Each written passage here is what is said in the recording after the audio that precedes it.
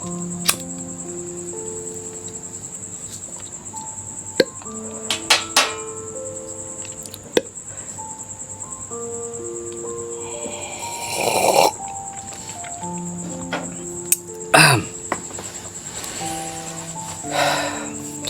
warahmatullahi wabarakatuh. Selamat malam, jumpa lagi dengan saya Bang Jako. Kali ini kita mau ngobrolin tentang brainstorming reinkarnasi atau kelahiran kembali. Kenapa saya tertarik untuk ngobrolin tema ini ya? Karena dulu saya pernah bingung ya, ketika dalam perjalanan hidup itu kita melihat di sekeliling kita itu kok ada yang terlahir dalam situasi yang berlimpah ya, berkecukupan. Ada yang terlahir dalam situasi yang sangat-sangat kekurangan. Ada yang terlahir dalam situasi yang sangat sulit gitu ya. Dan banyaklah ya hal-hal yang kemudian membuat kita berpikir, kok bisa ya kita terlahir dalam situasi yang berbeda ya. Ada yang terlahir dalam keluarga Muslim, ada yang terlahir dalam keluarga Kristen ya, keluarga Buddha, keluarga Hindu. Ada yang terlahir dalam keluarga yang broken home, keluarga yang ateis, terlahir dalam keluarga yang begitu bahagia, harmonis ya. Kesemuanya itu kemudian memunculkan pertanyaan yang sangat-sangat mendalam bagi saya pribadi. Kok bisa ya, ada apa ya? Itu mungkin adalah takdir ya, ketika saya mencoba mempertanyakan ini kepada ulama-ulama atau literatur-literatur agama yang melingkupi saya pada saat itu. Jadi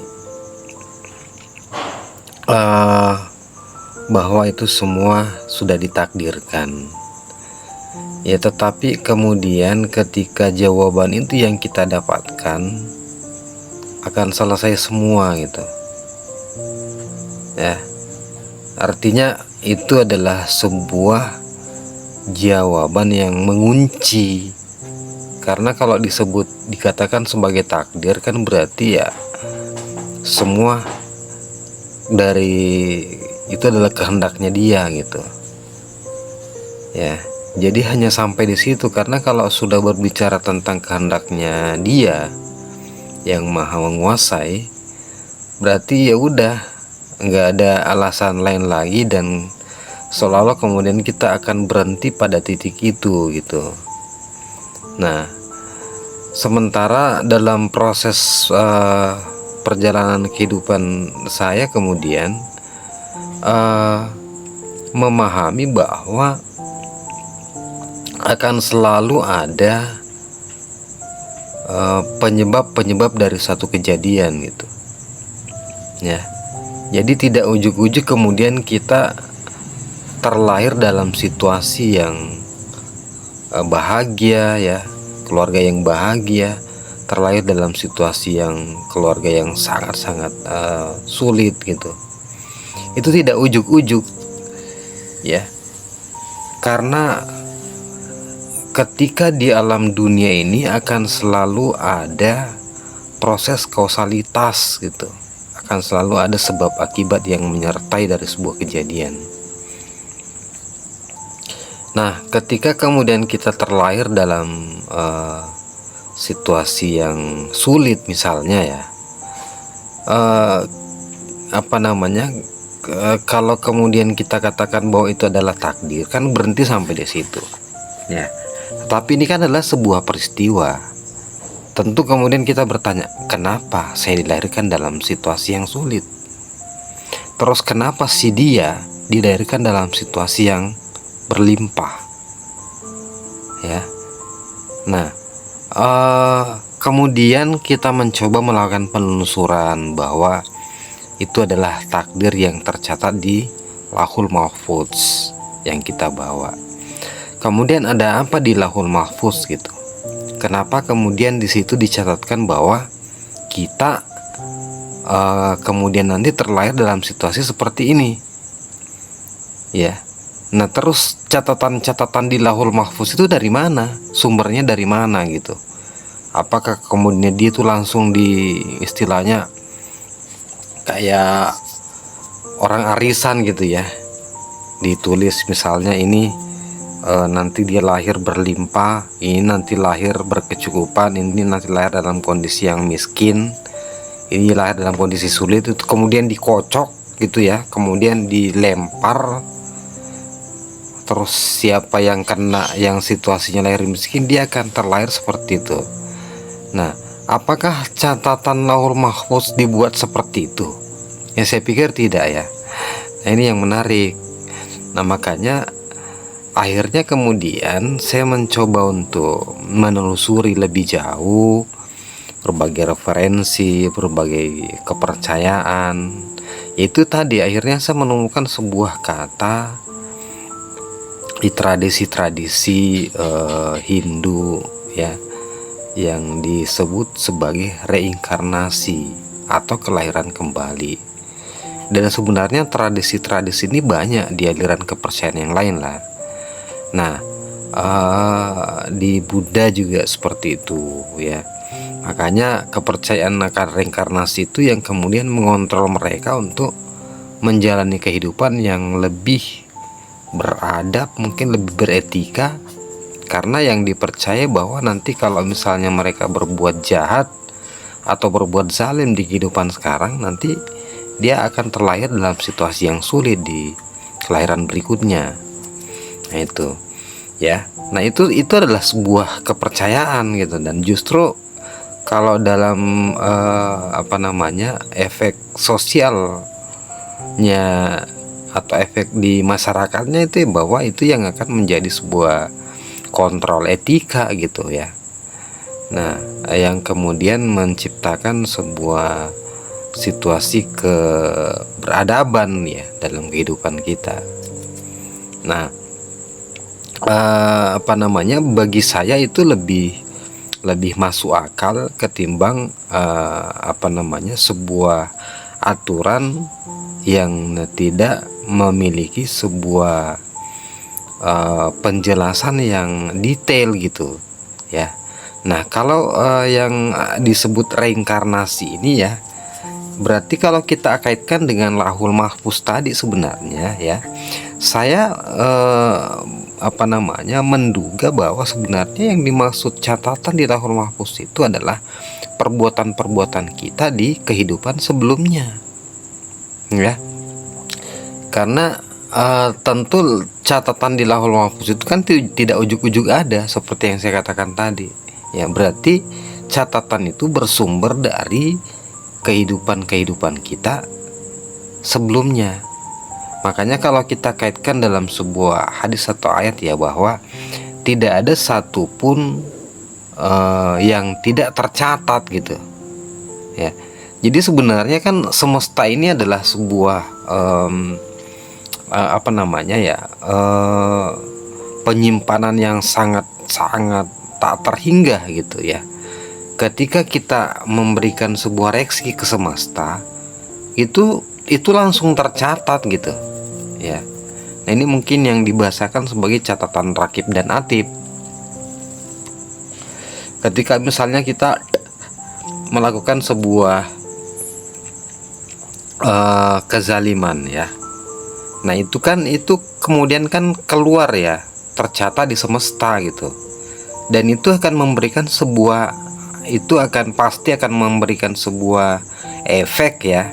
Dia akan beresonansi, dan itu mungkin yang akan tersimpan di semesta, yang satu saat kemudian akan kembali meresonansikan balik kepada kita gitu ya.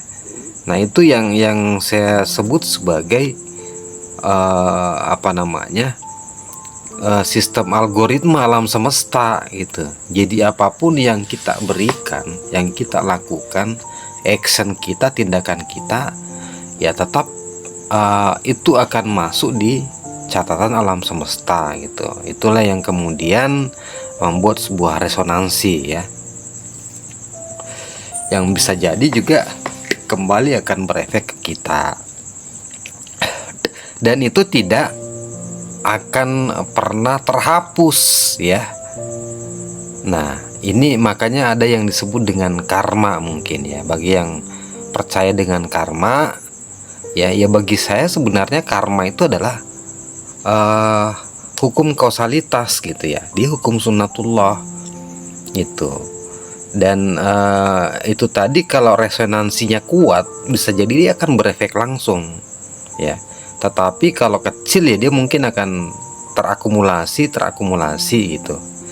Nah, ketika kemudian efek-efek itu ya tersimpan, kemudian kontrak jasmani kita selesai ya, atau istilahnya dead gitu, kita mati, meninggal ya. Nah, jiwa ini kita kan tidak mati ya, dia tidak mati ya, dia apa, ruh kita itu ya, ruh kita, kalau jiwa itu belum sempurna ya, dia tidak akan kembali, dia tetap akan tersimpan ya. Nah, tadi yang kita lakukan sebelumnya itulah yang kemudian mewujud dalam bentuk catatan di Lauhul Mahfudz. Dan ketika jiwa itu terlahir kembali, maka itulah yang kemudian dia bawa catatan-catatan itu. Nah itu makanya itu saya meyakini bahwa kelahiran kita itu kemudian itu membawa catatan-catatan di Lauhul Mahfuz itu yang berupa apa yang kita lakukan di kehidupan sebelumnya ya. Nah, sebenarnya kalau kita mau menelusuri dalam kitab Al-Quran ya, itu banyak saya temukan itu adalah ayat-ayat yang berkaitan tentang kelahiran kembali, reinkarnasi ini ya. Saya cukupkan dulu sampai di sini ya. Mungkin di sesi berikutnya kita masih tetap akan membahas tentang tema ini, karena ini sangat menarik dan sangat berkaitan langsung ya dengan kehidupan kita, keseharian kita ya. Nah, termasuk tadi yang terkait dengan karma, itu menarik tuh, karma itu tuh ya.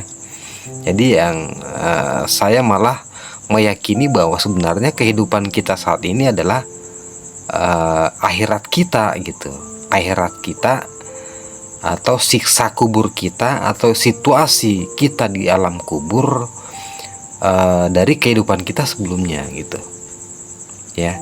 Jadi situasi hari ini, saat ini, sekarang ini, kehidupan kita ini adalah alam kubur dari kehidupan kita sebelumnya ya.